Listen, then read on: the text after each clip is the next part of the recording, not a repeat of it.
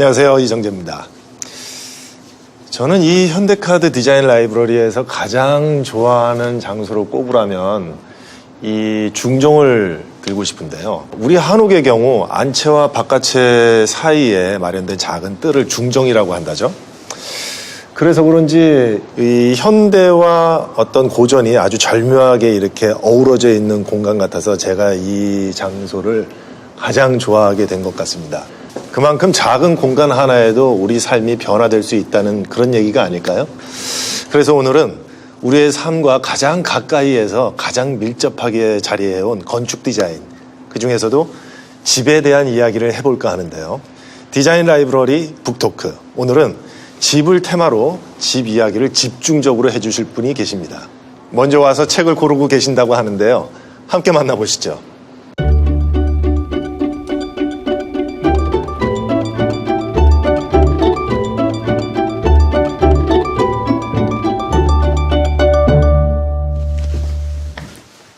안녕하세요.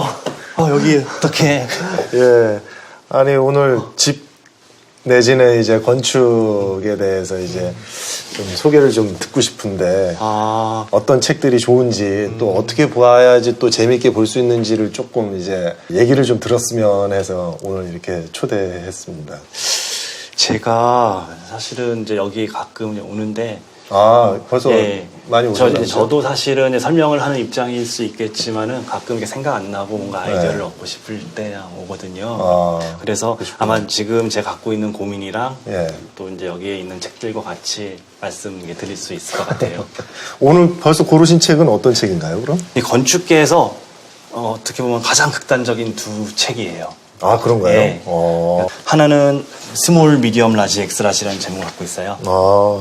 건축은 큰 패션이다라고 주장하신 분의 책이에요. 그러니까 이분 이전의 건축에서는 건축을 나누는 게 이게 무슨 양식이다, 이게 어떤 시대의 것이다, 혹은 어떤 재료로 쓰였다, 그렇게 갔었는데 이분은 건축을 사이즈별로 이렇게 본 거예요.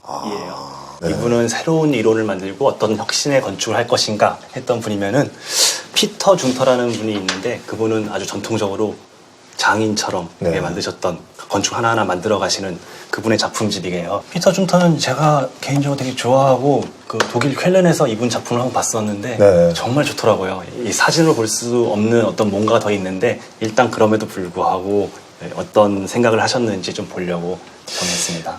저 아시는 분은 이분이 하신 온천 발스에 스위스 발스에 있어요. 그거를 다녀오셨는데 엄청 감동을 하셨나 보더라고요. 그래서 사진을 찍으신 거를 갖다가 저한테 몇 장 이렇게 쭉 보여주셨는데 굉장히 멋있더라고요.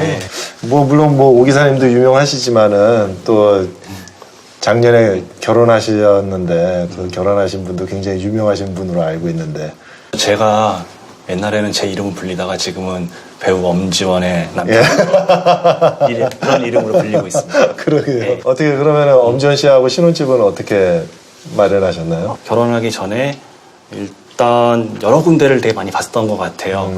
근데 계속 이거다, 이게 우리의 첫 같이 사는 집이다라고 싶은 게 잘 안 보이다가 동네를 조금 바꿔왔거든요. 그런데 딱 가는 순간 여기다 싶은 거예요. 그 첫 번째가 뭐였나요? 일단 저희가 원칙을 세웠던 게 산책하기 좋은 동네. 너무 좋죠. 저는 이제 막연하게 좀 조용한 길이 있으면 좋겠다.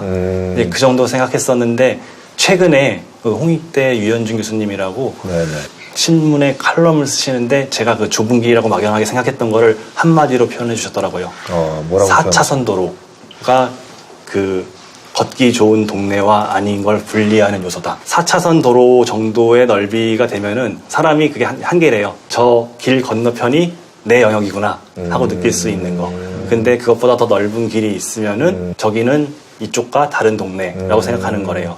그래서 요즘 뜨는 동네 가보면요, 다 좁은 길을 갖고 있는, 가로수길이 한 3차선 되거든요, 그 길이. 그리고 이태원 길도 4차선, 남산길도 4차선. 그럼 집에서 이렇게 산책로로 남산까지 이렇게 이어지는 길인가요? 그렇게 해서 걸어 다니는 거죠. 정말 좋으시겠네. 한 가지가 충족이 되니까 이제 욕심이 더 생기는 거예요. 이제 마당이 있는 집에 살고 싶다. 이제 그런 생각이 더 드는 하고 있어요. 최근에 서촌 쪽에 같이 산책을 나갔던 적이 있었거든요. 거기에 옛날 한옥들 많잖아요. 한옥의 중정들, 몇 군데를 다니고 나더니 건물로 둘러싸인 중정 같은 마당에 있는 집이면 더 좋겠다. 네, 그런. 그렇죠. 예. 참 도시에서 살면서 그 풀을 보고 산다라는 게 굉장히 정서적으로 좀 좋은 것 같은데 보통 이제 아파트라든가 이제 주상복합 이런 것들이 참 많지 않습니까? 네. 그런 데서는 좀 뭐 어떻게 좀 정원 같은 느낌을 좀 받으면서 꾸며서 살 수 있는 방법 같은 건 좀 없을까요? 여러 가지 방법이 있겠지만은 일단은 식물인 것 같아요. 나무가 한 그루라도 딱 있어야지 네. 그게 지금 이 내부와 외부를 연계해주는 네. 그런 요소가 될 텐데 웬만한 나라의 아파트를 가면은 네. 그 발코니 확장되어 있는 경우가 별로 없어요. 네. 그래서 내가 내부에 살고 있으면서 그 도시를 걷는 사람들과 테라스에 나가면은 그 매개 공간이 네, 되면서 네. 이제 조금은 더 열려있는 느낌이 네. 나는데 저는 가급적 확장을 안 하는 게 그 마당 있는 집에 사는 느낌을 좀 대체할 수 있는 방법이 아닐까라고 생각하고요. 거실이 그렇게 넓어서 그렇게 뭐 꼭 효율적으로 잘 쓴다라는 생각이 잘 안 들더라고요. 막상 넓히고 보면은. 지금까지 계속 집이 큰 게 좋다라고 했었는데 이제 조금 의식이 바뀌고 있는 것 같아요. 집은 좀 작고 내가 네. 쓰기 좋은 사이즈인 게 좋다. 그렇죠. 예.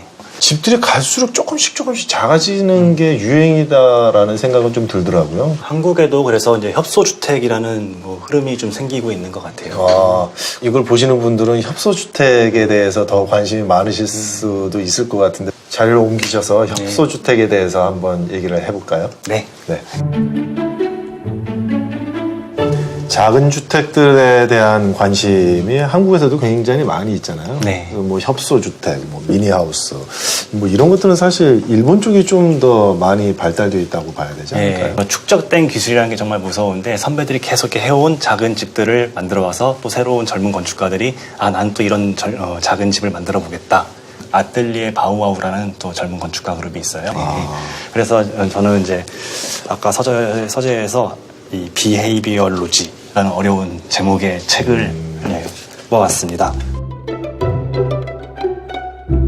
옛날 사람들은 그냥 어떤 양식화된 집, 혹은 정해진 집에 거기에 삶의 방식을 맞춰 살았거든요. 근데 이 아틀리에 바우아우라는 건축가들은 동경을 기반으로 하고 있는데 거기 도시들을 계속 그냥 다니는 거예요. 다니면서 이 사람은 어떻게 살고 이런 산도 있구나, 이런 동네에 어떤 이야기가 있구나, 그런 걸 수집한 다음에 디자인에 포함을 시키는 거죠. 확실히 아까 봤었던 책하고는 굉장히 좀 분위기가 많이 다른 네. 것 같아요. 일상생활하는 사람들의 모습이 좀 더 많이 담겨져 있는 책인 것 같아요. 협소주택에 얘들이 이제 많이 나오는데 한번 들춰보시면 좋을 것 같고, 한국에서 지금 협소주택의 붐 아니면 경향이 생기는 게 우리도 다시 땅과 관계를 맺고 살자. 하지만은 어떤 경제적인 이유가 있기 때문에 최소한의 땅에다가 새로운 방식의 삶을 지어보자 한 게 협소주택의 시작인 것 같아요.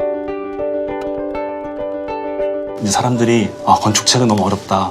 사진만 있거나 아니면 무슨 도면이 있거나 어려운 글들만 있다. 이제 그렇게 하시는데 특별하게 어떻게 좀 잘 볼 수 있는 팁이 좀 있을까요, 그럼? 제가 생각할 때 제가 추천드리는 건축책 보기는 그냥 보라는 거예요. 마치 미술관에서 추상화를 보는 느낌이면 좋을 것 같아요. 건축책도 물론 하나하나의 프로젝트들이 다 어떤 생각을 담고 있었기 때문에 이제 여기 페이지 하나하나가 중요하지만은 그게 자기와 맞는가가 중요하거든요. 네. 그래서 넘기다가 어떤 게 마음에 딱 와닿는 순간이 있어요. 우리 국민은 우리나라에서는 어떤 집에 살아야 되느냐, 이제 그런 고민들이 이 책에 담겨 있는 것 같고, 사실 그런 질문을 더 깊게 하셨던 한 100년 전에 분이 계세요. 미국 분이신데요. 프랭크 로이드 라이트라는 분입니다. 그런가요? 건축계에서 아마 유명하신 건축가 한 4명 뽑으라, 5명 뽑아라 하면은 꼭 들어갈. 항상 들어갈. 네, 항상 들어갈 그런 분이에요. 근데 이 도서관에서는 이렇게 거대한 작품집도 갖고 계시더라고요. 무거워가지고.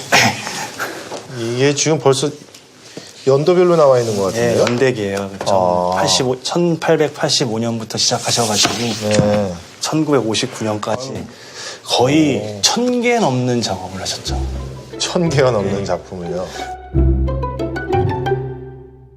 근데 이런 연대기를 보면 참 재밌는 게, 그러니까 각각에 담긴 이야기도 이야기지만은 사람이 안 바뀐다고 하지만 또 바뀌잖아요. 그렇죠.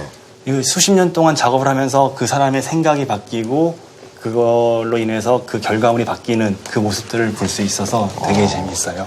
프랭크 로이드 라이트는 미국에 어떤 의미가 있냐면은 그러니까 가장 미국적인 삶이란 무엇이냐, 미국적인 집은 무엇이냐라는 고민을 시작하면서 미국은 대평원이잖아요. 네. 유럽에는 이렇게 산들 많고 막 그러는데 높게 짓고 유럽 집들 보면은 이게 뾰족뾰족 지붕이잖아요. 그런 수직적인 건축을 했던 것 같아요. 근데 이제 이 라이트는 이 넓은 평원 땅에서 어떻게 살 것인가, 그리고 건축은 어떻게 될 것인가 라는 질문에 수평적 유기적 건축이라는 개념을 만들었어요. 그래서 지금 집들 보시면 다 납작 지붕에 수평선이 되게 강조되고 지금까지 없었던 디자인이 된 거죠. 아주 유명한 건축물이 좀 몇 개 있는 것 같던데.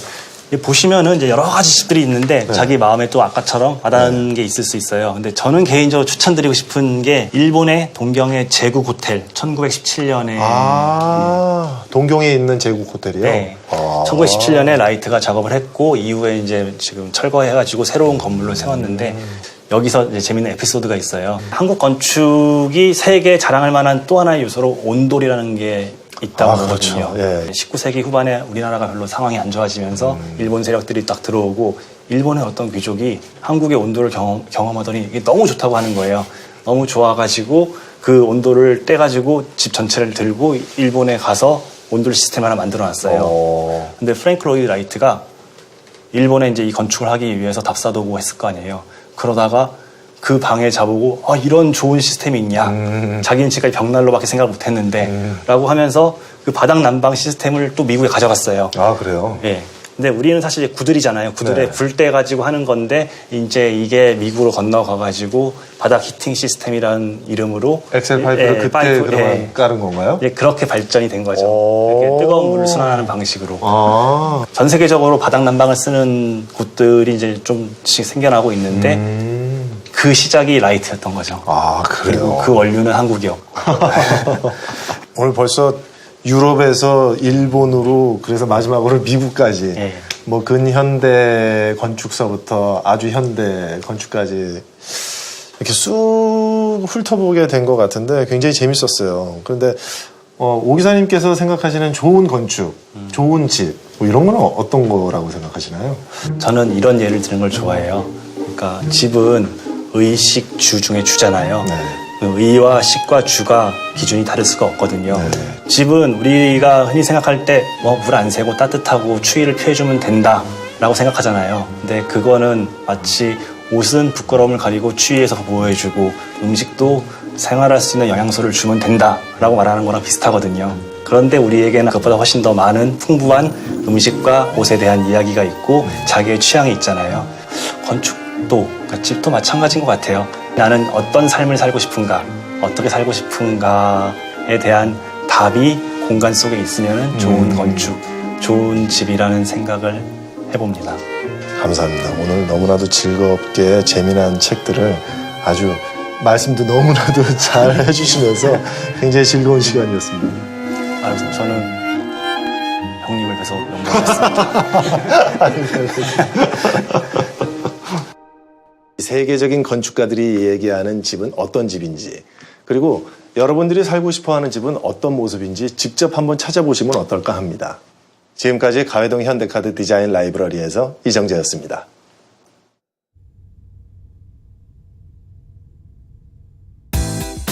그런데 제 개인적으로 일본은 그런 이상과 정신적인 부분, 이론적인 부분에서 조금 약했어도 장인 정신을 맞춰주니까 거기에서 더 이렇게 연장되는 것 같아요. 우리는 일본의 영향, 우리가 일본의 영향을 엄청 줬는데 우리도 일본의 영향을 받았다. 그거를 베이스에 깔고 움직이니까 지금도 사소한 거를 봐도 저기가 좋나 보다.